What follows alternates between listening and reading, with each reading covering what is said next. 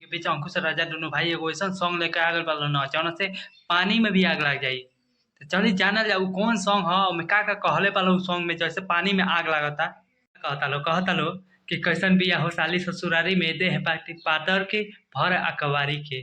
कैसन बिया हो साली ससुरारी में देह पे पातर की भर अकवारी। कहता लो कि जवानी जोरा कबरिस के बिया 19 के बिया कि 20 के बिया मिजाजी बिया कि गरम खीस के बिया हित बहिनी तोहार कबरिस के बिया।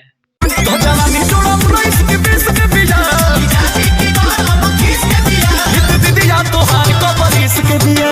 कि भर होली रहत रे ओकरे तलाश में सरो बतावा बिया को क्लास में। भर होली रहत रे ओकरे तलाश में सरो बतावा बिया कवाना क्लास में। पूछा तलक कि फेसबुक पर आईडी बाटे कौना नावे बावे सिंगल बिया की कोनो मजनू बावे।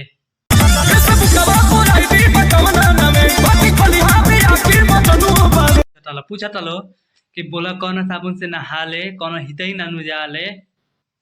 अब बिया 2 नंबरी की 1 पीस के बिया कोनो लफुआ के देले किस्त न बिया।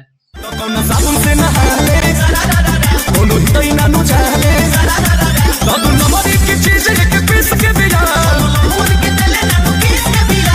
कहता लो कि फगुआ में कैसन बनल बिया सीन हो मॉडल देहाती हकी हिया शौकीन हो।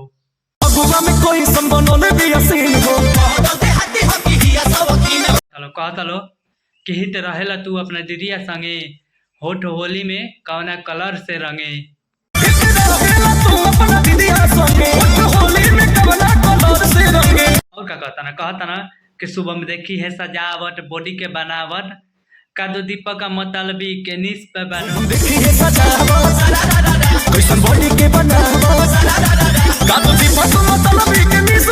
तो बहुत ही मजा के सॉन्ग लेके आयल वाला हमी के बीच जौन की हमी के इ सॉन्ग बा बहुत ही धमाकेदार सॉन्ग बा। पानी में आग लगावल कहल जाते हो कम नहीं के सॉन्ग। अंकुश राजा दोनों भाई के जौन जोड़ी बा ना बहुत ही कमाल के जोड़ी बा। इनका लोग सिंगिंग के बात करिए तो बहुत ही लाजवाब इनका लोग सिंगिंग बा।